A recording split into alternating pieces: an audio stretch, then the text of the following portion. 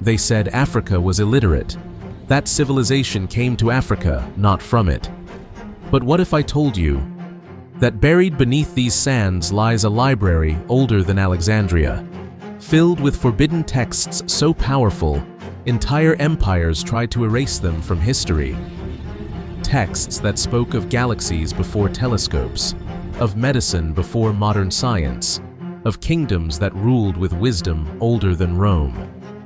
This is the story they never wanted you to know. The Forbidden Library of Timbuktu, Africa's lost knowledge.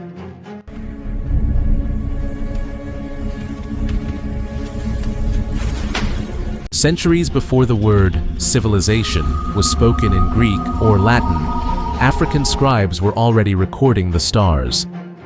In a village near the Niger River, a young scholar named Bukhari dipped his reed pen in black ink made from desert soot and gum resin. Each stroke he wrote carried secrets: the pattern of the stars, the healing roots of the forest, the movements of the Nile floods. They say his teacher, an elder priest from the lost city of Jenne, once told him, "The stars are the ancestors' eyes. They remember what man forgets." And so, he wrote, to help the world remember.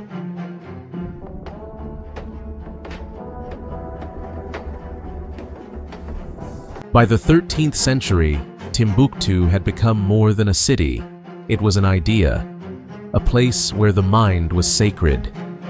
Caravans stretched across the Sahara, bringing salt, gold, and, most precious of all, knowledge. Inside Sankore University, thousands of scholars debated philosophy, law, and the heavens. While Europe fought in darkness, Timbuktu's streets glowed with lamps lit by learning. The city's libraries held nearly 1 million manuscripts, handwritten in Arabic, Songhai, Fulani, and Ajami, the African script. They contained maps of the stars, treatises on medicine, blueprints of machines, even early records of how to measure time through the moon's shadow. But among these writings was one scroll no one dared to read aloud. They called it the Eye of the Sun, a forbidden text said to reveal knowledge that could destroy kings or make one immortal.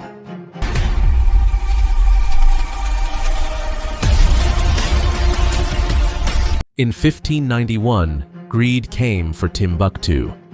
The Moroccan army, armed with gunpowder and the hunger for gold, descended upon the City of Light. But they found no armies waiting, only scholars holding scrolls instead of swords. They burned what they did not understand. But some knowledge refused to die. Ahmad Baba, whispering, "If we lose our words, we lose our soul." They exiled Ahmad Baba, destroyed his home, but his secret endured. Hundreds of families hid the manuscripts, under clay floors, behind walls, even in wells. For centuries they passed them down in silence, fathers to sons, mothers to daughters. The forbidden knowledge slept, waiting for a time it could rise again.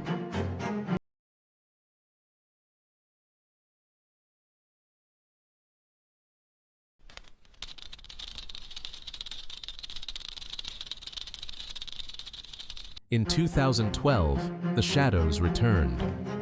As militants seized northern Mali, they began burning libraries again, calling the manuscripts heresy. But one man, Abdel Kader Haidara, gathered secret guardians, the descendants of the original scribes. They worked by moonlight, smuggling the manuscripts out of Timbuktu in metal boxes, hidden among bags of rice and fish. By the time dawn broke, they had saved more than 350,000 manuscripts, texts that spoke of medicine, mathematics, and cosmic science. Among them was the Eye of the Sun, the same forbidden scroll buried centuries ago. When researchers opened it, what they found shook even modern scientists. Diagrams of star systems unseen by ancient telescopes, equations describing orbits invisible to the naked eye, and a warning. When man forgets the sky, he will lose his way upon the earth.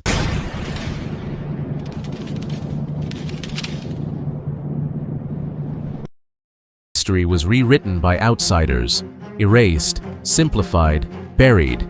They called it the Dark Continent. But the manuscripts of Timbuktu prove that darkness never came from Africa. It came to Africa. Inside those scrolls are centuries of thought that predate the Renaissance, predating even the birth of Western science. They show Africa as the first philosopher, the first astronomer, the first healer. Today, scholars continue to decode the lost words. Some manuscripts detail climate cycles, predicting droughts and floods centuries before satellites. Others speak of healing through light, using solar energy as medicine. And yet, so many remain unread, locked in private homes, their secrets sleeping once more. Knowledge is like the desert wind. You cannot kill it, only chase it.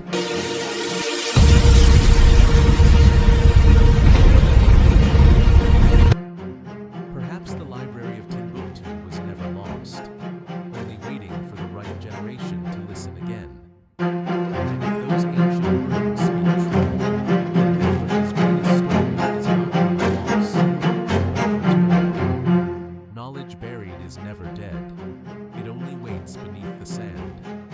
This is the story of Africa's forbidden library, older than Alexandria and still alive.